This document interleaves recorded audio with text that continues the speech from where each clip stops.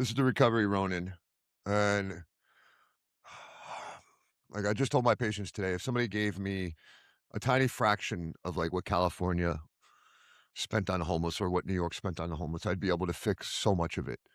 Right. Because I understand the mindset and the skill set of what is going on and what needs to be done. So what if we're approaching addiction and mental health and chronic stress related diseases completely backwards? Not because we don't care, not because there aren't brilliant people, thousands of people that know that are radically invested, well educated, but because somewhere along the way we confused managing symptoms with creating transformation. Addicts and people with mental health don't mean management of symptoms, not that there's not efficacy. We're living in the most anxious, overstimulated, emotionally dysregulated societies in human history. And we keep responding to it with more information, more diagnosis, more medication, more passive therapy, and more behavioral management. And finally, a lot more slogans. And yet the problems keep exploding. Addiction, depression, anxiety, obesity, loneliness, suicide, chronic illness, homelessness. At some point, we have to stop and ask the terrifying question. What if we're missing the actual mechanisms of change? I'm not saying there's no efficacy in treatment, therapy, medication, or evidence based modalities. I absolutely believe they help people. Medication alone can completely change someone's ability to function when symptoms become too unmanageable. But are we missing the forest for the trees? Are we throwing away the idea of real healing for stabilization? Because I didn't invent some magical new truth. I used the information as it already existed and just connected some of the dots. Human beings are complicated. No doubt there, right? Why keep it simple is important. Consciousness and behavior may be the most paradoxical thing in the observable universe. We still don't even have a definition for consciousness. Yet, despite all that complexity, I believe healing can become far more understandable, trainable, and objectively available to everyday people, especially because I've seen it.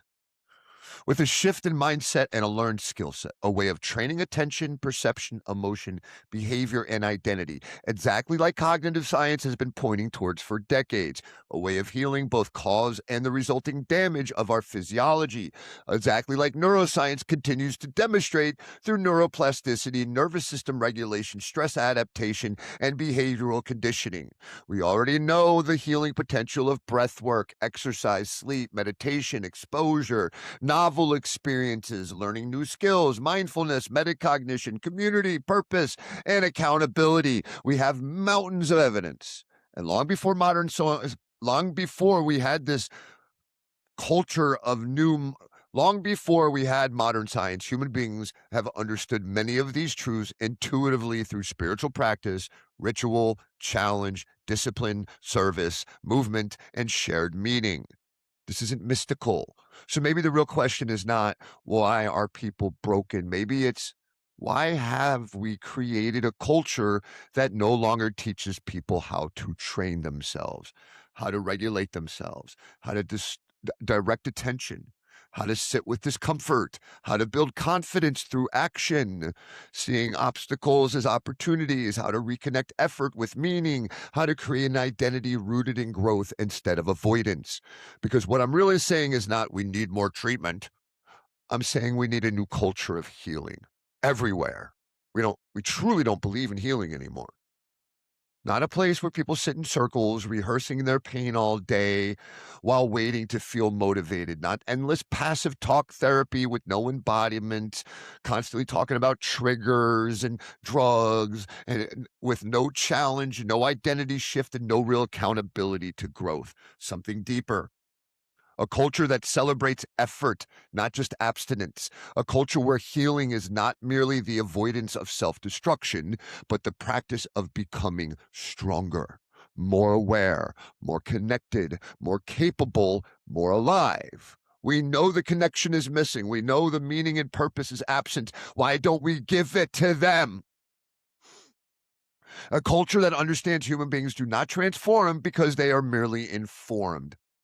They transform when they are emotionally engaged, physiologically activated, spiritually inspired, socially reinforced,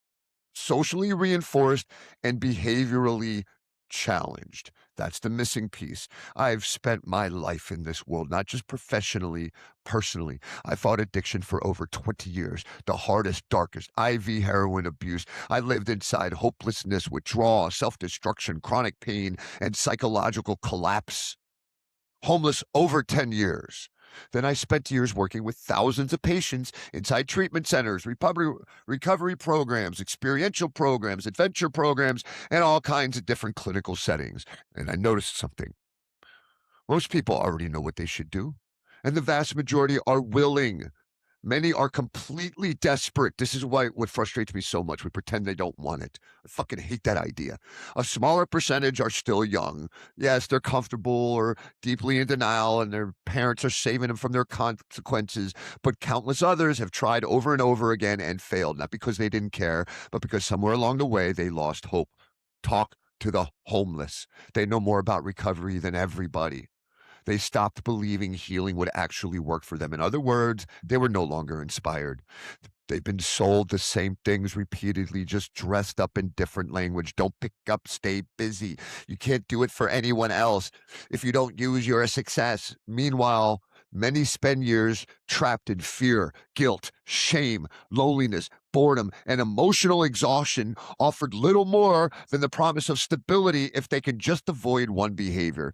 Then when they relapse, everything else gets erased. The effort, the progress, the work, the fighting, the growth.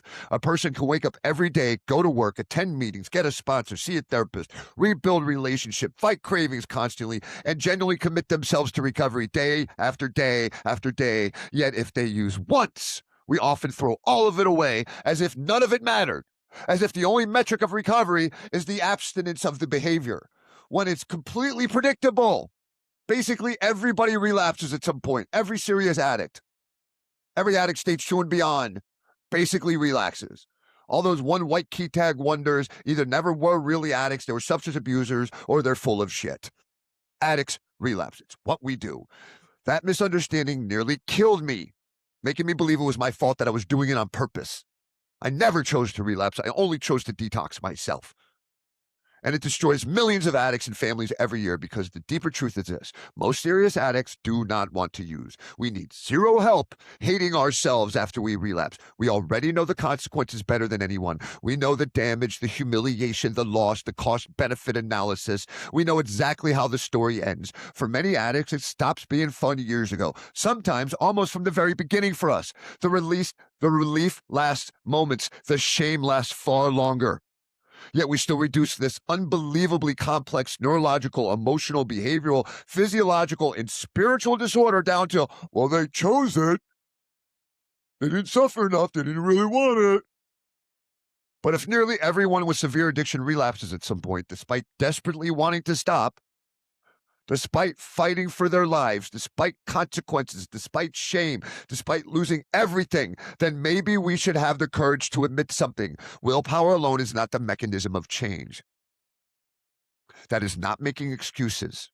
That is acknowledging reality. Everybody thinks if we understand addiction and you're excusing it, addicts don't want to relapse. We don't need more guilt. Nobody can make us feel as bad as we make ourselves feel. I love therapists telling fucking people coming, don't you realize this is hurting you? What? Yeah. I beat myself up about it all day, every day. I fucking hate this shit. Because if someone is showing up every day, fighting for their recovery, practicing new behaviors, seeking support, trying to rebuild their life, we already have enormous amounts of evidence that they are serious. The relapse does not erase the effort. It reveals the remaining gaps in healing, nervous system regulation, identity, physiology, environment, and conditioning. That's different. At a certain point, many addicts are no longer chasing pleasure. They are just trying to escape suffering, to regulate internal chaos, to quiet a nervous system overload, or survive their own mind for just one night. And if we continue misunderstanding that reality, we will continue building recovery systems that confuse shame with accountability, information with transformation, and abstinence with healing. It's absolutely insane to me that in so many places we are still teaching people what they should do as if that's a missing piece. Exercise more, practice breath work, meditate, eat healthier, sleep better, stay clean no matter what, live a more active lifestyle, make better choices, as if people are unhealthy, anxious, addicted, depressed, overweight, and chronically stressed because no one ever explained wellness to them. This is obviously not the problem, you fucking morons. The problem is they don't know how to become that person who can consistently do these things. That is a gap. And it's almost our entire system is built to avoid dealing with this gap.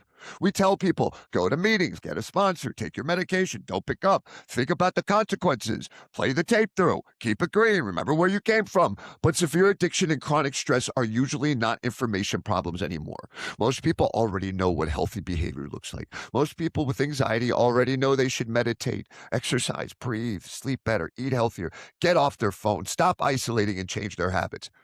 Why don't they? And this is an unbelievable high percentage of people with these chronic stress disorders that they do nothing consistent to change it. Because behavior is downstream from identity, nervous system conditioning, emotional regulation, environment, meaning, and learned patterns of attention and avoidance, of attachment to the ego. Limiting beliefs, false narratives, physiology. We've known this forever. Fear of consequences literally built into the disease model and behavioral understanding of addiction. We act as though if people could just fear the consequences enough, they'd stop. But people whose brains and nervous system have been conditioned to engage in self-destructive behavior for nothing more than a brief moment of relief are not lacking awareness of consequences. They know the consequences intimately. Most addicts know the